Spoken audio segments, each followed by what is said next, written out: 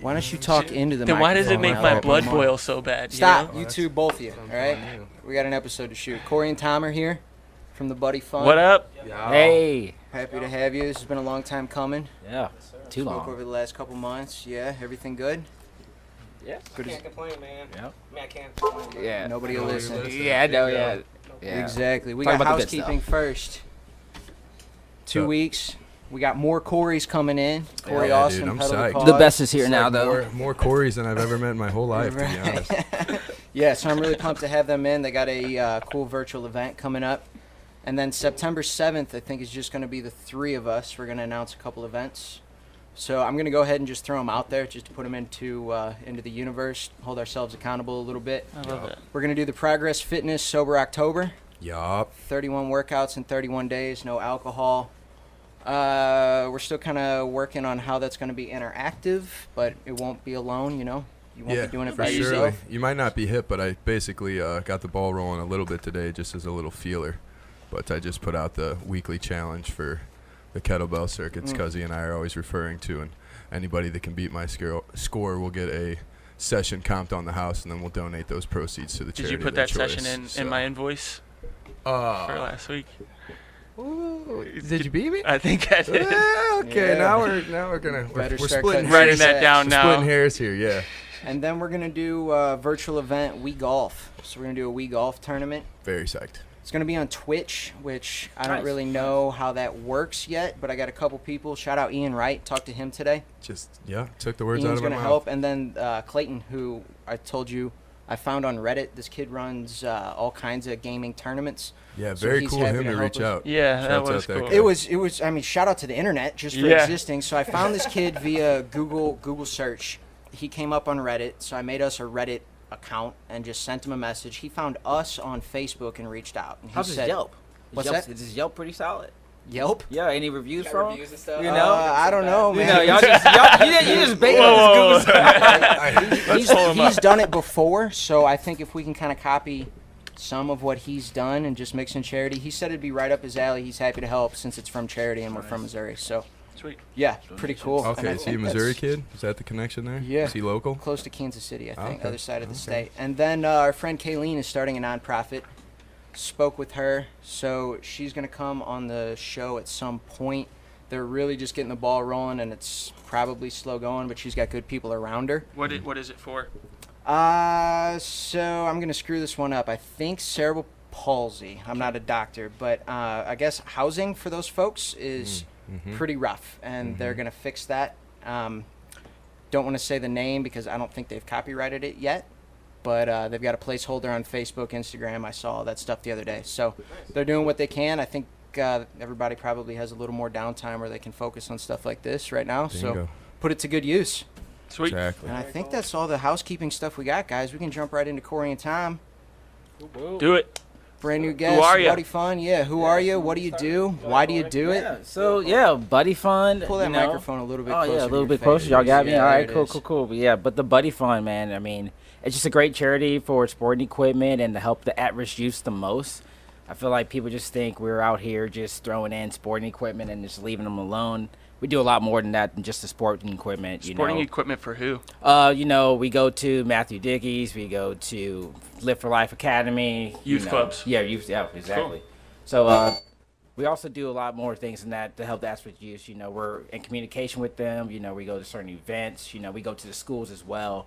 I mean, Tom, you just went to the Isaac Reeves Foundation a few months back, right? I was gonna talk about that a little Yeah. bit. Kind of tell us a little bit more about yourself, your background. Yeah, Who do so- you work for? Yeah, for me, so I work for Anheuser-Busch. I'm a finance manager there. And hopefully future sponsor of the show. Oh yeah, definitely. You know, yeah, we can talk sure. about that later on the side. Nice but plug. I got you. But yeah, I'm a finance manager there for Anheuser-Busch. I've been there for a few months because I lived in Houston a couple months back, working for Bill Finger engineering firm. But now back here in St. Louis with my fiance now.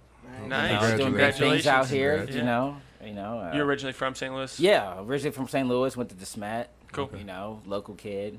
Played sports my whole life, and that's why Buddy Fun really got me the juices flowing, especially as the Thomas introduced me to him. So, reason I think Buddy Fun's really important is because I did sports my whole life, but like within school. Yeah. You know, without the sports within school, I feel like that little gap you have, you know, would be a little bit lost. So Absolutely. these kids who are at risk, that's usually their scapegoat. You know, us who were somewhat privileged, I would say, we had a scapegoat for like, you know, We were thrown into it. You know, Yeah. we're thrown Right. into it. You know, them, you know, that's what they need. Yeah. You know, if it, you know, I'm saying I need it, and I had a good childhood. I can't imagine if the at-risk youth have it, and they need it. For you sure. know? So I have a huge advantage, and I understand that advantage, and that's what makes Buddy Fun so special to me. Is because we're helping these kids take control of that advantage. You know, even if it's for a couple hours, and they have to go back to what their, you know, unfortunate situation. You know, they still have to go back to that. You know, they get the sports for a couple hours, but then they're going back to like the single parent home.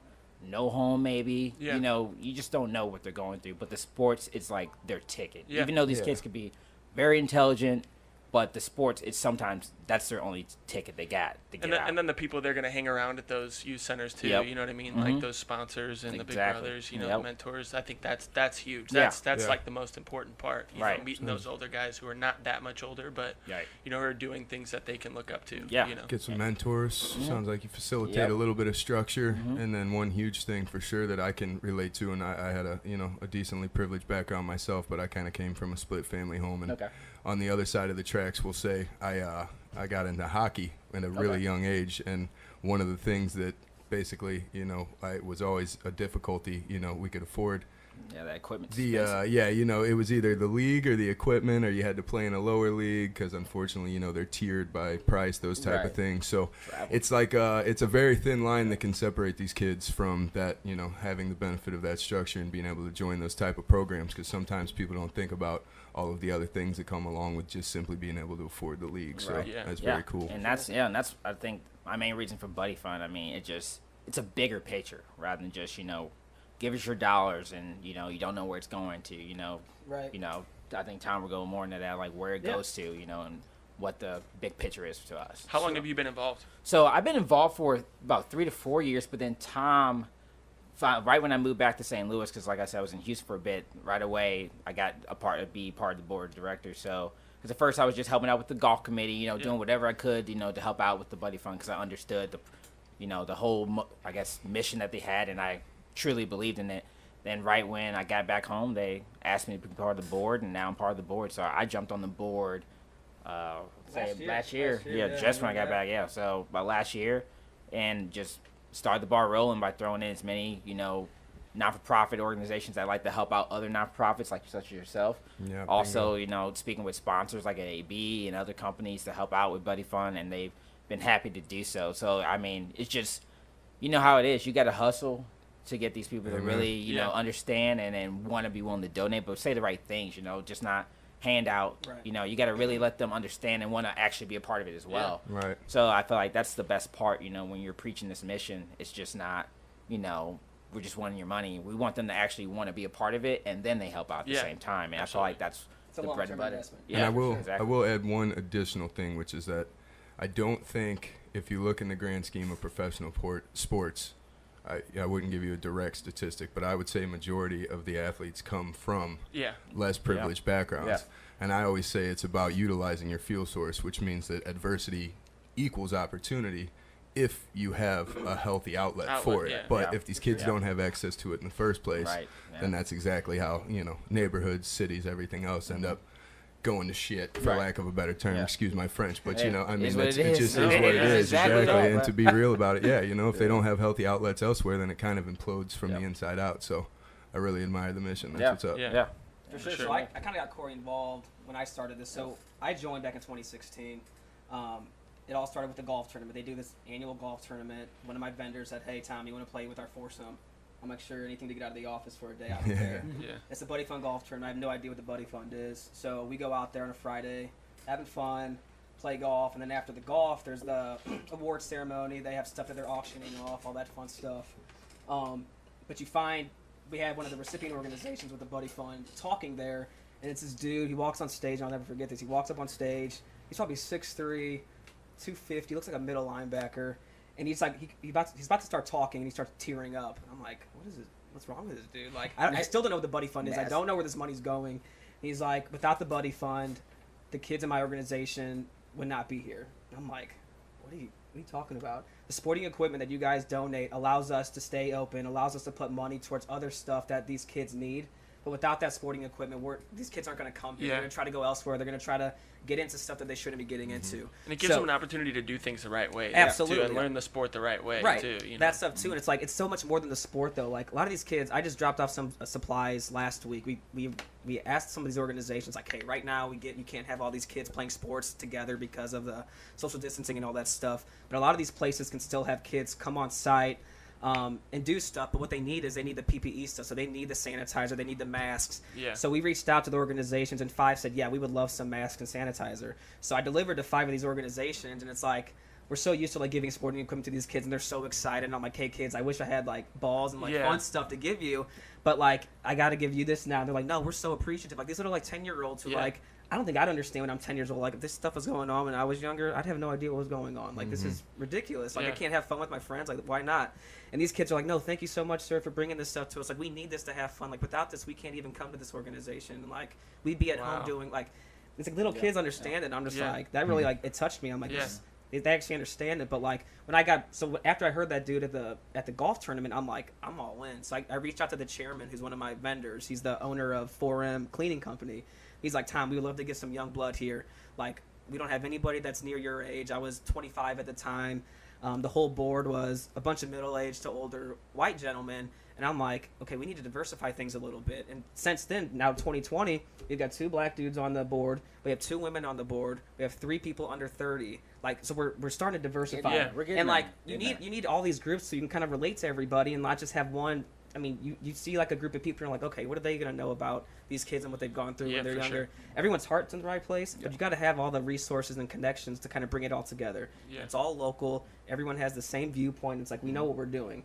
65 organizations across St. Louis metropolitan area. We're not sending your money to California. We're keeping it here. Most people that live in St. Louis grew up in St. Louis, and they actually they believe in what, like, they want to help the community out. Anytime you go downtown, you go to a Cardinals game, you see the poor people hanging out down there, and you're like, what could have happened back in the past that could have changed their lives? Stuff like this is what changes it. Like, absolutely. Corey and I lived in Soulard for 3 years together as roommates, and every day you walk out of there, you see kids hustling, like trying to like sell candy and stuff, and it's like, what could we do to like help out like around there? Outside of just dropping $1 in a bucket, right? You know, it's like how do you create a ripple effect? Right, you know? and it's these organizations. And you probably have a lot of friends who are on the same wavelength as you guys, you know, who want to get involved. They just don't know how. Yeah. And they're coming up professionally, you know. Right. So like those are the right people to be networking with. You know what I mean? For sure. Even if somebody gets involved selfishly, you're still creating a good ripple. You know what I mean? And that's the thing we're doing. So actually, last year we started the Buddy Fund Young Leaders.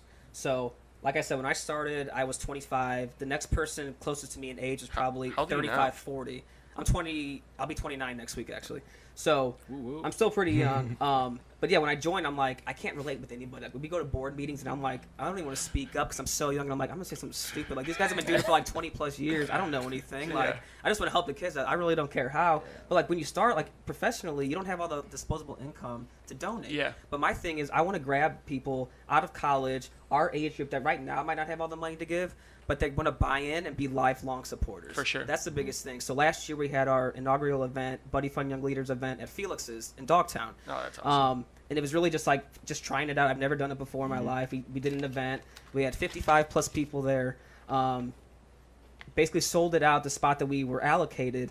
And everybody that came had no idea what the Buddy Fund was. And it was just kind of me spitting like, hey guys, 5 minutes of like just telling it how it is. And everyone's like, wow, that's super cool. Like, and then we had a guest speaker who's on our board, Marcus Wilson. He joined our board last year, and he's a high executive of the YMCA.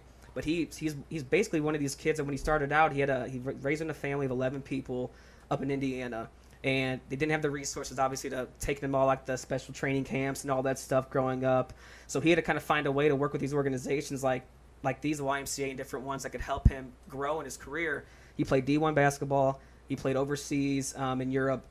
Professionally. Then he came back here, was an assistant coach for SLU basketball. Now he's an ESPN commentator. He's doing it all. Like, he's like the goal of what these kids want to be when they grow up. Like, seeing what he did, where he started from and where he's at now, and he's still giving back. And like, he's a part of all these nonprofits and stuff, and he's a part of the Buddy Fund. But like, he talked to our group and kind of explained like, hey guys, from start to finish, this is where we want to bring the kids, and this is kind of the goal. And everyone's seeing that with their eyes. They're like, holy crap, like, this is what we're doing this for. Yeah. It's cool. Tom, is that an annual event? How often are you guys throwing events to get together? So for the young, what's the goal, I guess, because I know in this environment it's difficult. When we spoke earlier this year, we wanted to do kind of a biannual thing. Yeah. You don't want to put too many events, and everyone kind of just starts forgetting about it, and it kind of gets clouded. So what we wanted to do was one in the spring, one in like the early fall, when people are still trying to go out, do their thing. And with COVID, we had something scheduled at the beer garden downtown at Anheuser in August. We pushed that back to September. Now it's pushed back to October. Who knows if that happens? But that's going to be an event that we'll start promoting a month out if we're having a better feeling if it's going to be open or not. Yeah. Right now they're closed, but that's the deal. We're trying to grow this event. And now that I have Corey on the committee, I have Jonathan Babcock, who's also a part of our young leaders group. It's not just me going out there like spitting to my friends. Yeah. Corey knows everybody. My buddy John, he knows everybody, so it's like we're thinking no less than 100 people. If I could get 55 people, with just basically me pushing it, I mean, it's the numbers 100, no doubt. Yeah. It's just the right people. Right. Because you can get all these numbers, but you want to get the right people to show up. The people that are really wanting to get engaged. People that quality over quantity. Yeah. Right. I think that's the beautiful thing about having a live event, though, is you're going to get the people who actually want to participate. Right. You know what I mean? Because they have to commit. They have to take their time to come up there. So you have to give them some incentive too. So I mean, you spend $30, you get 2 drink tickets and like all you can eat buffet, whatever. Yeah. That's fine. We're not making any money on that. We're basically washing it with Anheuser. This sounds exactly how like our conversation for Hair of the Dogtown. Like exactly. No, Tom is much more well spoken than you. Yeah. That's debatable. A bit more eloquent, but the gist is the same for sure. Like, yeah. Well, and something that we talked about a ton that we just hammer, even in our group text, every episode, is show value, right? So, like, beer garden, cool. We could all go there. Mm-hmm. It's 10 minutes from my house, if that. But the idea that, okay, we're gonna give you something. We'll buy you a couple beers. Tom's not going to be leaning on you. You're not obligated to donate your time, your money.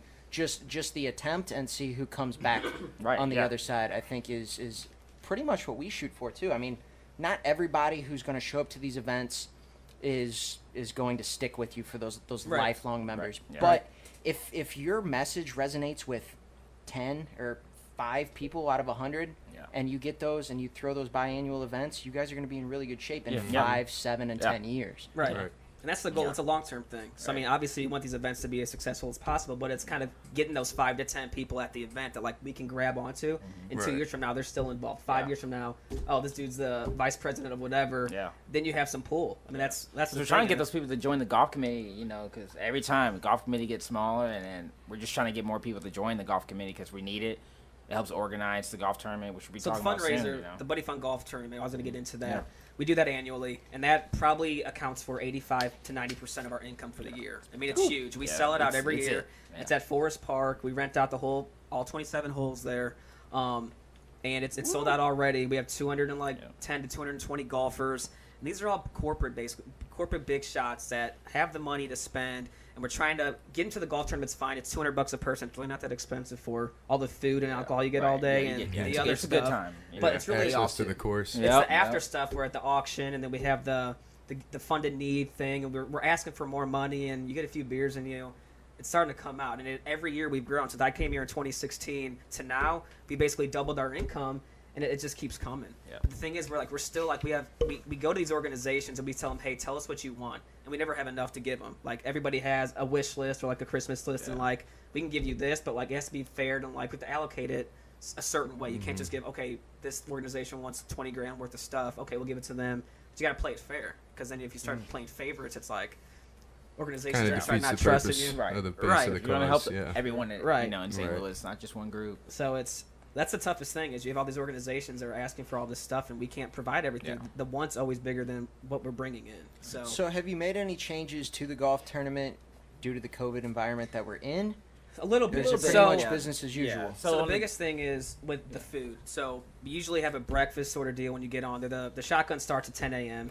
People start arriving around 8. Between 8 and 10, you're having your breakfast buffet. People are sitting next to each other, networking, and that's the biggest thing, is how I kind of sell these sponsorships, is like, hey, we've got a group of 200 plus here that live in St. Louis, work with big corporations in St. Louis, that if they start seeing your name at these signs and start seeing them in the brochures and stuff, like, that's how you start building business, and you start talking to these people after a few drinks. You kind of get those balls down, and you start like hey, how can we benefit that's where each opportunity other? shows itself. Right. Yeah. So it's That's like what you're I helping refer- a great. Yeah. Sorry, it's what I refer to as networking via fundraising, which For is sure. essentially I mean, I know it's not a new concept, but when I Right. kind of rolled Preach it out it. to these guys at first with my mom's first first little shindig we did last year, I was like, like we got access to so many people. We come from backgrounds that we can reach out to these people, Right. and there's always a worthy cause, like you just said earlier. Like, unfortunately, the want is always greater than what you have, but at the same time, that's also a good thing, because that means that these organizations are able to reach out to these kids,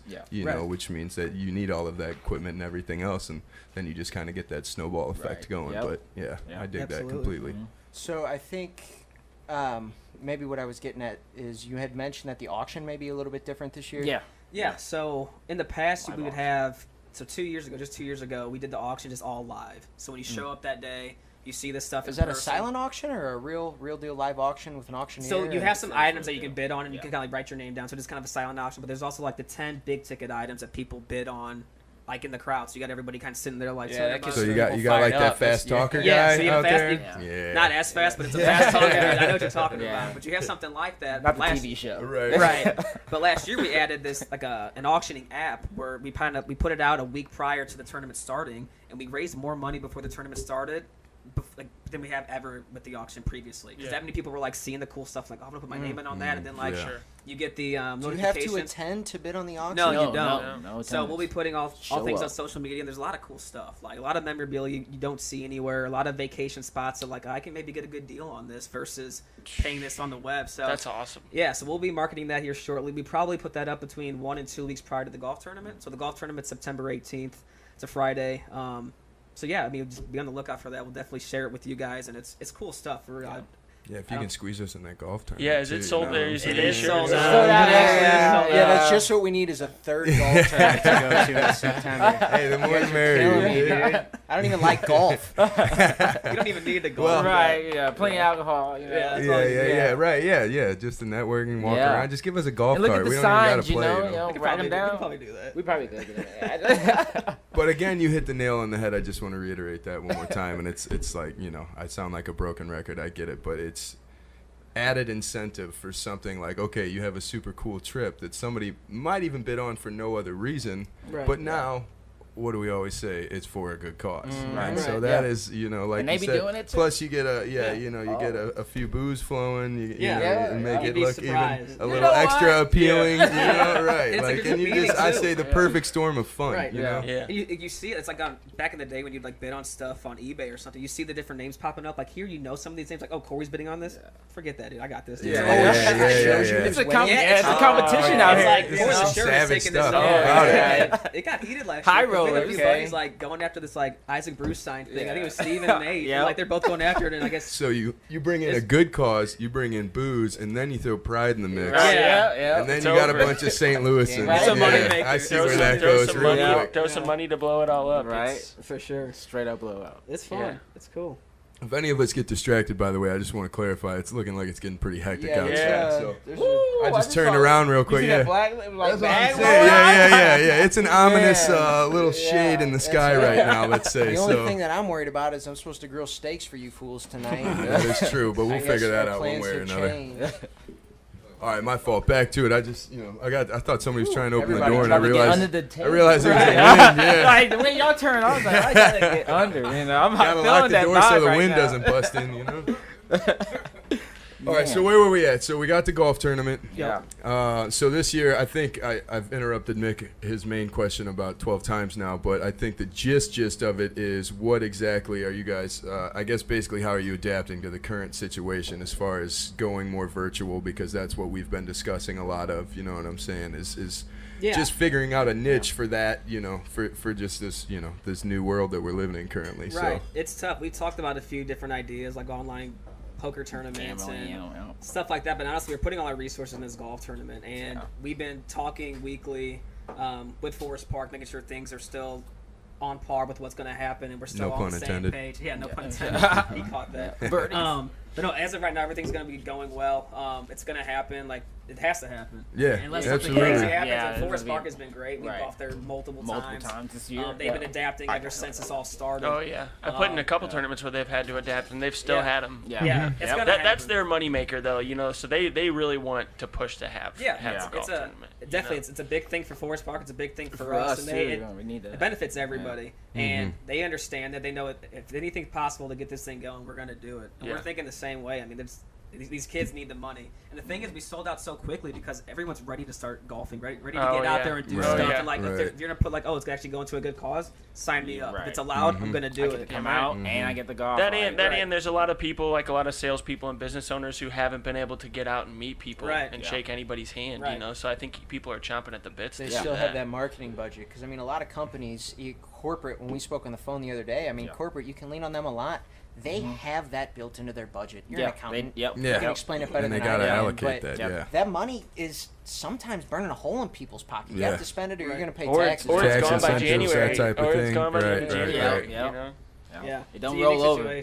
And I don't mean to deviate too far from the course either, but also right now, everything that's going on, also no pun intended, deviating from the course. But, I mean, right now, that's something that is not really being hit on is just in general, but of course, particularly to these lower income areas, more high risk communities, is like the structure is, disintegrating kind of by the day with the more that school gets pushed off, the more that these organized sports get pushed off, things like that. So I think you can only anticipate, more of a need as everything starts to kind of come back in line. So I didn't really think about it because some of the sports can get canceled for them, so it's like, what's the next phase and then for you just, what do they say? Idle hands, So yeah, you got to make sure that you.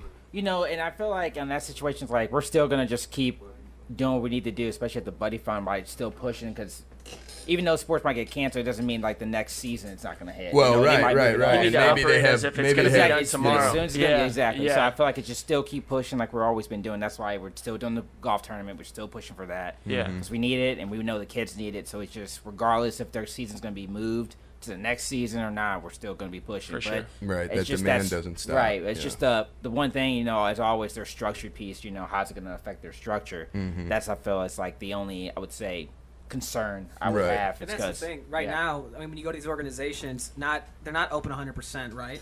But they still have these after-school care and they have these summer programs, and it's just at a certain capacity now. So it makes it even more difficult for these kids. And like, one cool thing is we worked with the Wesley House last week. As I brought some sanitizer and stuff, and that's when the kids were like, "This is super cool."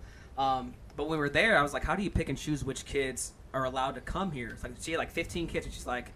The way we do it is by Zoom attendance. So they actually have like these classes online where they'll like teach engineering and like science and like all this cool stuff to different like between like 5-year-olds and like 15-year-olds are doing all this stuff. And like, if you attend your Zoom classes every day, you have a better chance at being able to actually come here, play with the kids, and like that's what kind of sucks right now is like it's a lot of those people don't have access. Yeah, they don't even have internet. So they're also like this organization is providing hotspots to these kids and like these low income places. Like that's other things. Like we do provide sporting equipment, but we provide things that are needed. Yeah. So like if you need like something special or something or like something that's usually you don't need in the past, like we'll help with that. Yeah. And we've been reaching out to these organizations proactively, saying, "Hey guys, we know sports might not be happening right now, but we can also help with these products and this stuff." And we have all these resources to give. That's why you guys are going to have to ramp it up because it's probably going to be more expensive technology that you're going to need. You know? And I feel like that's the one thing about the Buddy Funds. We rely top heavy on this golf tournament. And right now we're just doing our best. Like Tom's able to, sometimes get another charity organization to give us a good check, $1,500 or something like that. Something small, but I mean it's big to us. Yeah. But we're trying to get to the point where we can somewhat balance it because it's right now 90% this golf tournament, all of our income and then revenue and then. And that's not a small check to you guys. We talked about that too, man. It's They big. should have just recorded our call the other day because I love this multiplier. Yeah. Yep. Tom, on the flyer that you brought, we talked about this when Josh first interviewed with us, I guess you could say, Colin, when we went to Babes. Yeah. We talked about that multiplier where the difference between, if you've got old sports equipment, I don't think you guys are going to turn your nose up at it, but really cash is king. So what I'm reading right now, since most people are probably going to be listening, is $1,000. If we can raise $1,000, we're looking at 100 soccer balls, anybody that's watching, 80 basketballs, 80 footballs, 60 baseball gloves, 40 baseball bats, and 14 football helmets. And the reason for that, I mean, we we work with these sporting equipment manufacturers. That's what I was We gonna get ask. everything Yeah. at cost. So if you go to Dick's Sporting Goods, spend $40 on stuff, we could have doubled that. Right. Yeah. So like Give us that's the the thing. cash. Like, give us your money and we'll put Right. it. And Give we us the have cash. the resources Yeah. to double it basically. I Yeah. mean, it's just like it's free stuff. So like, give it to us. If you got a It's more semi economic. We truck, appreciate the gesture, if you but got a semi truck full of basketballs, you guys will take it with 200 basketballs. Yes. So in no it. doubt. depends. But it's much Yeah, well, easier just to bring your depends. checkbook, you know. How does it do? So new stuff? We no we used? stick with new stuff just because Okay. we don't have the storage to. I mean, you've got people that like, hey, I've got 5 basketballs, and all the stuff adds up. So if it's like a hockey equipment, which is very specialized and very expensive, we'll take stuff like that. But if it's like I got some old soccer balls and old this like. We're not trying to give kids old stuff too. Yeah. So that's another thing. So it's like it's very like it's tough because we also don't have the storage to store all this stuff. We have Yeah. people say, "Hey, I can donate all this old stuff," and it adds up. And like we've done it in the past, and like it just doesn't work. Yeah. So Makes sense. It's a fine line. Definitely We're not makes gonna sense. say like not turn our nose up or anything, but it's like also we have to kind of. Is Yeah. there any piece Yeah, of save the equipment space. that that you guys need the most? Not really. Yeah. That's the thing. No. We're so We get diverse. it. I mean, it's Yeah. it goes, Tennis rackets. Tennis you racket. know, That's we- kind of been you a know, bigger thing. Like yeah. they're trying to get the inner city kids into different sports because Right. you see all of them. It's like everyone thinks of football, It's like the baseball, way to go, basketball. you know? Yeah. But like the specialized sports like tennis, we're getting kids into tennis and even hockey to an extent. Yeah. You got stuff like that. That's where, what like, that's what Kobe was big on saying that. Like start getting these Yeah, kids and like all- in every golf sport. and start Just getting don't them force like that into one sport. tennis. Yeah. Yeah. He was Right. big on tennis. Tennis was a big thing. Yeah. In a lot of his books, he does a lot of children's books.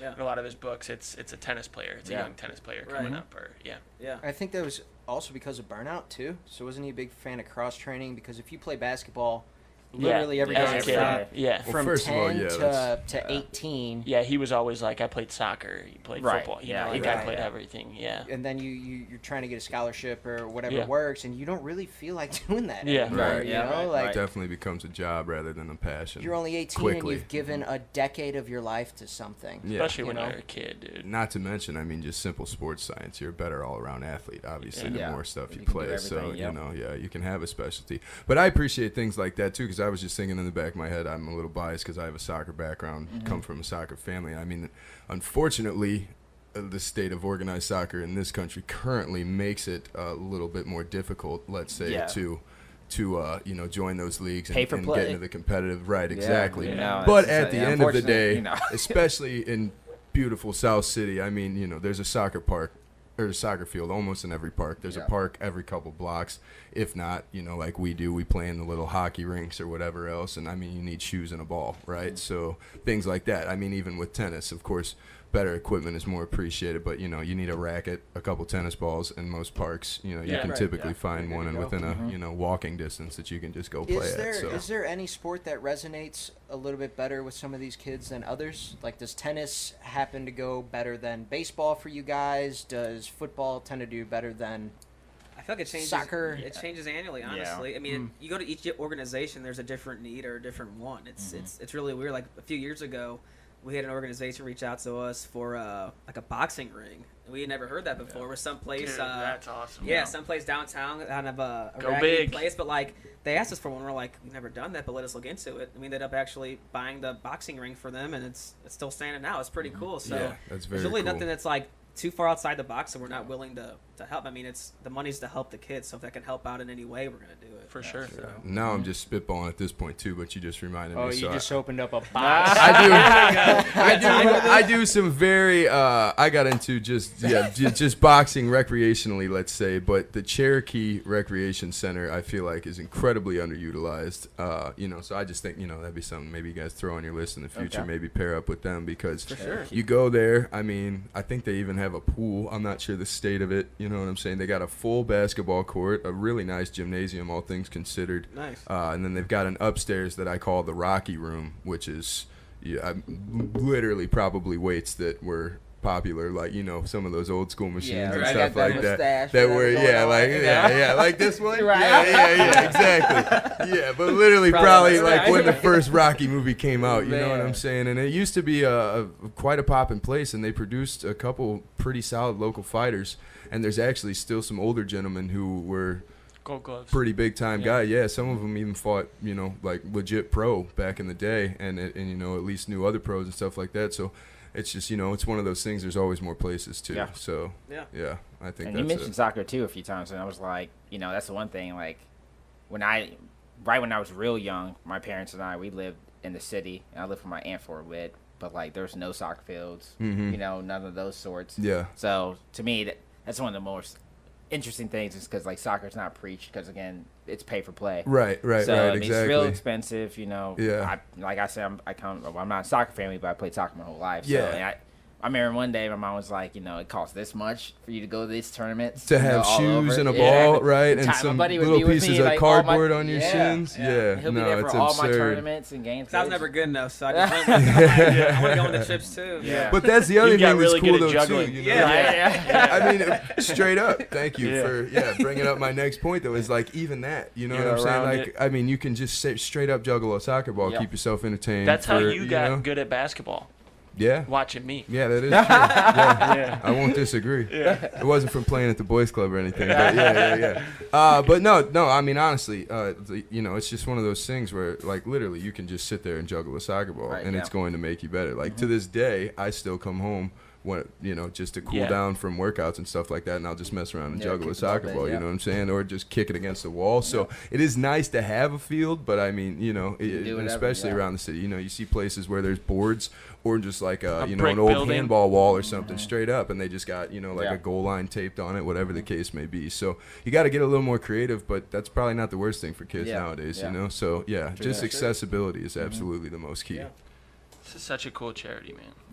I'm getting tingles for surely. I'll tell you. There's one thing I want to kind of reiterate just before we're finishing up or whatever, but like these organizations do so much more than just provide an outlet for just sports. Like a lot of these places offer like showers, and they offer like cleaning up their clothes and like stuff that they don't have at home. They offer a meal, and a lot of the stuff when you go to school, they give you breakfast and lunch. These kids aren't getting dinner. So these organizations, they'll pick you up too.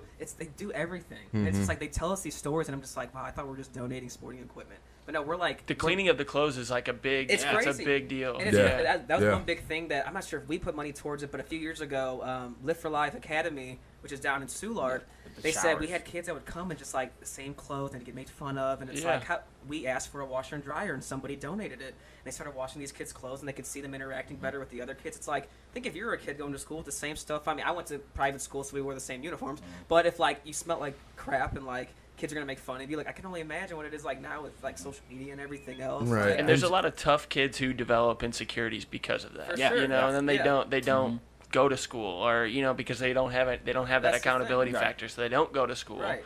Then they start hanging out with other people who do have stinky clothes, you know, as they get older, you know, and then they got no way to utilize the fuel source, if you will. You know what I'm saying? So if they had a healthy outlet for that, that would impact their trajectory all the way through. 100%. And think about how many people just, you know, we got alleys in South City you can drive up and down and see.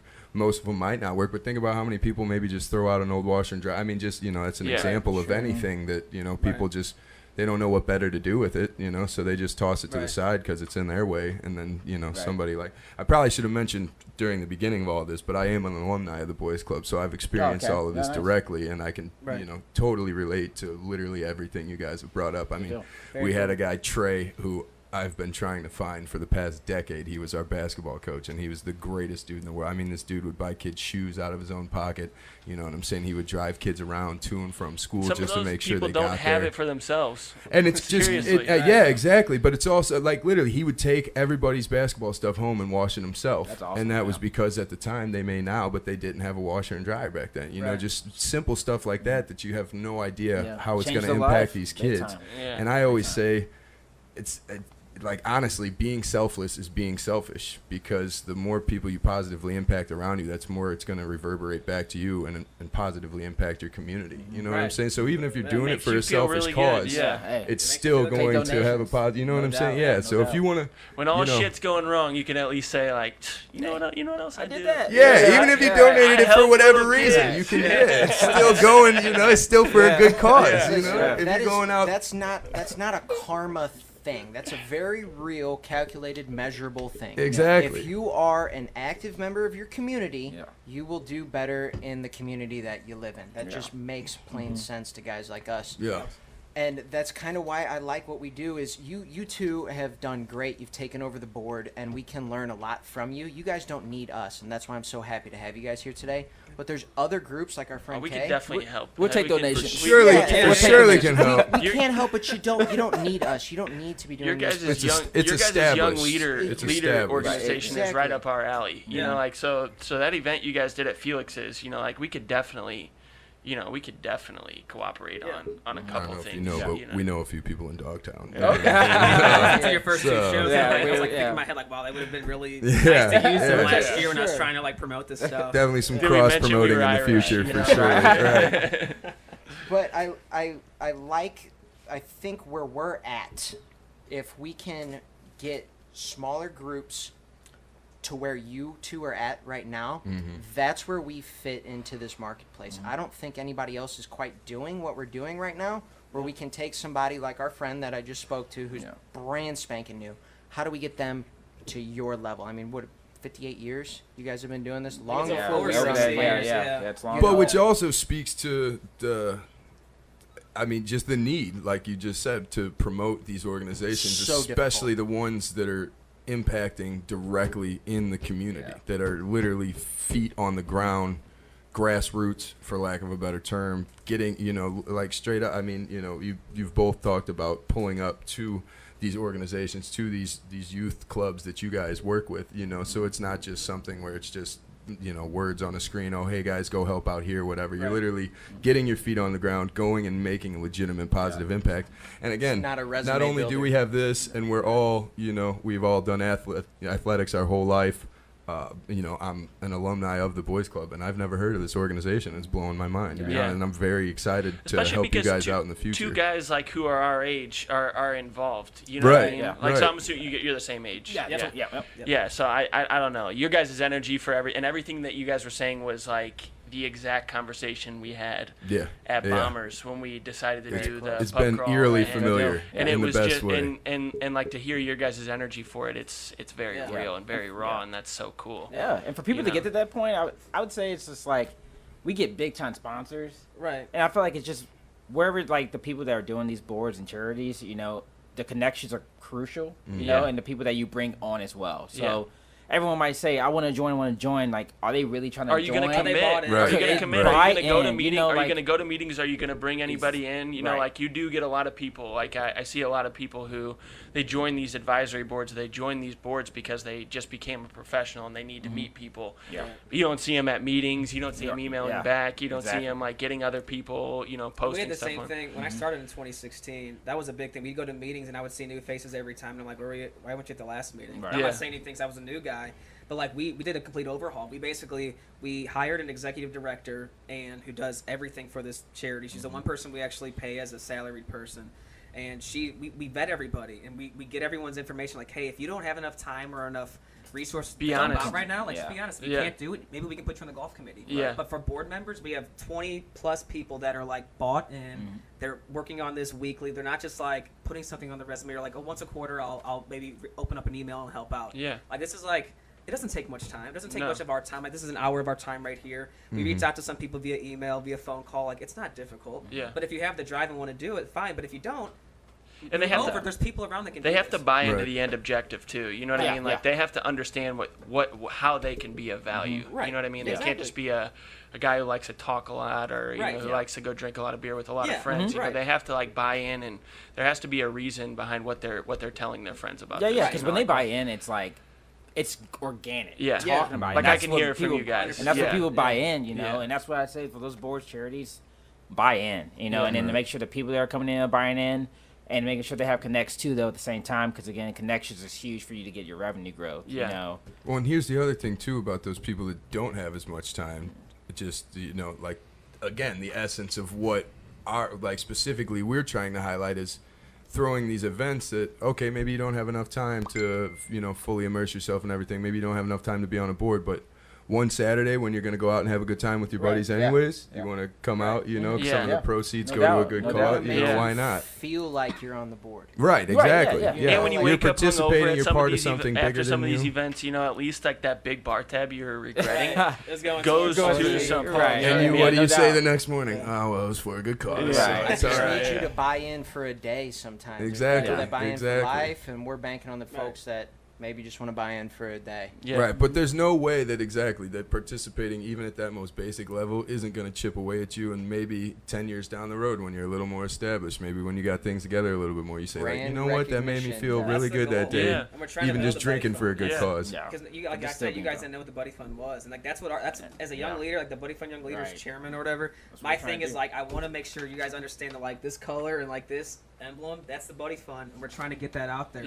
This is a St. Louis like staple. You want to be sitting down at the 120 annual, right? You know, saying like we did this, and having a couple guys, right? Straight up. You remember that time we went on the Sons of St. Louis podcast? Yeah. And then just to tell people who are in your position, who are coming out of college, you know, like this is what you have to do. You know what I mean? Like we're not looking for anybody who thinks they just want to be successful. Like we want people who know they want to be successful, they're ambitious, and who have want to commit their time to. And that's the thing. Most kids out of college, most people want to do good. Yeah, they just don't know how to do it. They don't know how to do it. So it's like I didn't know what I was doing. So like going to this golf tournament, I did it for selfish reasons. I wanted to have a few drinks and play golf and like get off we just work. talked about, right? Right. So it was fun, but then like I heard the message and I'm like, I am bought holy in. shit, yeah. And like 5 years later, I'm more bought in than ever. Right. And like I'm bringing more people to get involved. I got Corey involved. I got other people, and it's like, as my recognition grows and as my career grows, this is going to grow. Yeah, you now got 3 more involved. I can tell you that. Appreciate that. So we went to a playoff hockey game. Did we play the Sharks? Yep. We had played them before. Yep. So we were playing the Sharks. This was last year, and lost on a hand pass. We won't get and into I was on an Yeah. advisory board for the APA, the Animal Protection Association. Oh, my fiance's on that. Oh, really? Oh, look at this, And, fellas! and Universe so- clicking. Yeah. And so Get stuff he in the had mail brought up time. doing something for his mom, right? And then so the whole game, he's sitting there spitballing about, how he wanted to get this charity up and running, and I'm sitting there like I wasn't even paying attention to the game at that point. I was like, dude, this dude just, where the hell has he had the time to think about this? Like, it just made so much sense. And then, like, the only thing that kept going through my mind was, this would mean so much more than just dropping $5, $10, $20 into somebody, into a bucket somewhere. You know what I mean? Like, committing my time and then committing to these people, or committing and connecting with these people who I want to connect to professionally anyway. Right. To buy into something that's gonna leapfrog us into something greater in the future. You know what I mean? Like these youth, like snowball you guys are doing. it. Just build that momentum. Mm-hmm. And it's amazing, and now we had the freedom to work with charities like yours and other local charities, and that's why I'm so proud of this platform. So I'm glad you guys came on. Thanks for having us. Appreciate it, for real. And then I just want to interject one last thing as well, but it's so easy to be One cynical. last thing, and then I'm going to cut you off. It's so easy to be cynical about like a negative domino effect happening. Like, okay, this kid in this community didn't have this opportunity, so he went and did this. He had to rob this person, yada yada. That kid, he got affected by that. The exact opposite is the truest as well. Like it's a two-way street. Like you get one of these kids, like you just spoke of the gentleman earlier, D1 athlete, come back. I forgot his name. I apologize, Marcus, but I mean, one of those is so incredibly impactful to so many kids because they're just they're little sponges. Like they look up to that, and that will change that. Even if they deviate just off like the when course. Tom was saying, like, I can't even believe these kids understood what. Right. Like, well, what they grow up quick, dude. Yeah, those circumstances yeah. make you grow up quick, no doubt. And that's the thing. That's the other thing, too, exactly about utilizing your fuel source. When you're like 10, 11, 12, and you understand that you're impoverished, you understand that your circumstances, everything's set up against you to fail, then you have one of two ways to go, self-pity or self-empowerment. And sports are absolutely essential to empowering yourself. And the They're earlier a you microcosm get involved, for the life. earlier you get involved or realize that, the easier and it that's becomes. right, because you can continue to use Yeah. that fuel source and build off of it, and then just, like I say, you utilize your fuel source, you set your trajectory, and then you just don't look away. You just keep going. But my main point is, if one of those gentlemen is that impactful, it's exponential where 2, 3, 4 guys, 5 guys who are an alumni of this organization, that can change entire communities. So it's so much bigger than just donating some sports equipment. 100. It's amazing. 100.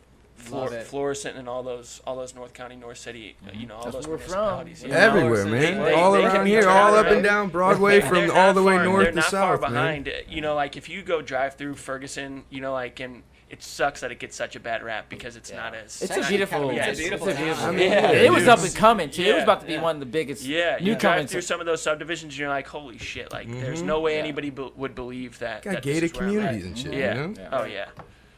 Yeah. Well, cool. Guys, we're gonna pivot to wins. That was 49 straight minutes of charity work. That was of just straight fire. Pureness. Absolute pureness. That's what we do out here. That's why we talk about freestyling. Probably because the weather, though, honestly. Yeah, you know what? I'm still a little intimidated. I don't know if our next show's coming in, which kind of bums me out because this is Overtime Studio, and I like people walking out as we walk in and people walking in as we walk out. And they usually give us Jello shots, but that's beside the point. Yeah, I was excited about you guys. Tweezy says they're coming. Tweezy runs the show, but yeah, I mean, I'm gonna keep this going. To be honest with you, I just think that we need to pivot to wins, and then we'll give up the hot seat. But I'm gonna throw Tom under the bus on this one. Tom, you're gonna talk about wins, which is anything you've accomplished personally, professionally in the last 2 weeks. Because if I go with Corey or other Corey, you guys will talk so long. Yeah, boy. That's a namesake, Corey son. in the corner with 3 jobs over there. At least you only got 1 job. Just feeling the vibes, you know what I'm saying? Yeah, actually, as a part of my job, I'm a commercial property manager for Cushman and Wakefield. And as being a senior property manager, you have to get your real estate license. So which Mick, I know you're well aware of all that fun stuff. So I took the exam 2 weeks ago, passed it, and never have to deal with it ever again. Yeah, so congrats. Getting my real estate license, it's part of the job. I'm not going to be selling First try. First try. You don't got to get any even recertifications or anything? That's cap. No. So I even told my colleagues, like, where are you going this morning? Like, I got an off-site meeting. So, like, if I don't pass this, I'm gonna feel like an idiot. But like, it was freaking hard. It was tough. Like every question was like a paragraph long, and they're trying to trip you up every word. Single one. And like when I went out to the proctor, and I'm like, I did not pass this thing. And she's like, it's your first time taking it? Thinking she's trying to like soft blow, like, well, it's okay. Next time you'll pass. Right. She's like, well, I've never seen you again. You passed. And I'm like, almost gave her a big hug, but I'm like, oh, COVID. I don't want to. I'm not trying to make you feel uncomfortable. So that's awesome. Yeah. One of those things where you're almost like, did that score it right? Right. You know? I mean, are you sure that I did not just fail that thing? Yeah. So, yeah. You want to pivot over to me? No. Well, the two Corys apparently just got put in purgatory over here. I'm going to pass it to Corey LaSure. Okay. I don't want to, like, man, I was just thinking, those testing environments are pretty intense. And it's really tough with the people that are around you, that some people make it, some people don't. So I feel you, but nobody can relate to it, so I'm not going to talk about it. So I'm going to pass it over to Corey LaSure.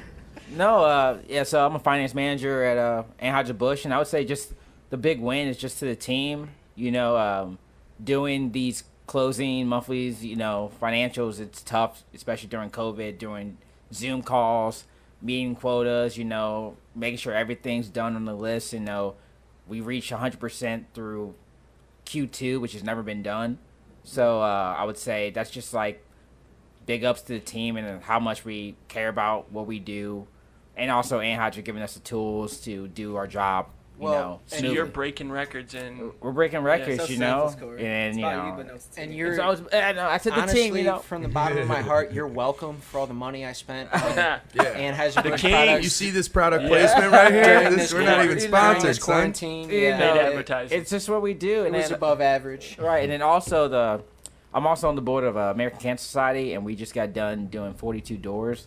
So that was just, we put doors all over the city. I saw those, You see, it's like art, and we got a bunch of artists to do it for free.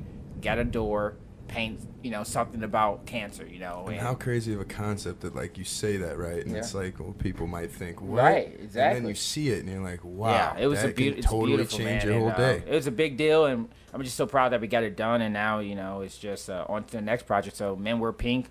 That's one big thing that's about to come up, and I'm excited. I'll talk to you guys more about that on the side. Definitely keep us in touch. I'll talk to you about it on the side. Hopefully you son St. Louis can join. Men Wear Pink. We will be on it. I think we might have it's to a have good time. a pink logo for a little bit. I'm gonna verbally write this one down, but we could have NFGTs print up a run of pink shirts. Absolutely. There we go. That one. Yeah. That'd be cool. We could run a little sale for American Cancer Society. That would be all it would take. That's what I refer to as the one F cause of the NFG is F cancer. You know what I'm saying? Definitely. People love dogs. They hate cancer. That's the cornerstone of this group, you know? I'm going to pass it over to Colin McNeil because this kid is vibrating over here. I've been working his rear end off for the last 2 weeks, and I know that's for sure because he got my insurance buttoned up in about 24 hours. That was pretty nice of him. Congrats Appreciate to you. That. Yeah. Hey, and then I tossed you my client, too. Hey, I got something happening. I'm just saying good for you because this is my cousin. I'm still waiting to hear back on my own insurance, and I'm an insurance agent, you know what I'm saying? Wait, what do you mean? You got your quote. Yeah. Oh, that's it? Okay. You're going to have to massage those numbers or something. Yeah, I'm saying, bro. So what do you got, dude? Pull it down. Because I do push your buttons a lot, but I do it on purpose. I do it out of love. So what's happened in the last 2 weeks that you're proud of? So I'll share a win for, since COVID started, I got this, kind of turned the page to a, COVID-19 section of my book. And every month since St. Patrick's Day, I would say, I've been up about 15-20%. And looking at the numbers from last month, I'm up 22%, and that's just my monthly quota. So very proud of that because these are very trying times. So it's been a lot more phone calls than usual, a lot more canceled appointments, a lot more trying to navigate around people's time, trying to get people to buy into this technology stuff, do Zoom meetings and stuff like that. People who would not normally be interested in doing that. There's a lot of guys who are like, I have a damn camera on my computer. Like, what the hell, Mm-hmm. So trying to teach people how to do that, and it's been really working out. I'm sorry, who are you teaching? You're teaching these prospective clients? These business owners who I've been trying to meet with, for the last couple years or whatever. They come back up on my lead list, and I give them a call again, and they give me an opportunity, but I can't go meet them, and that's where.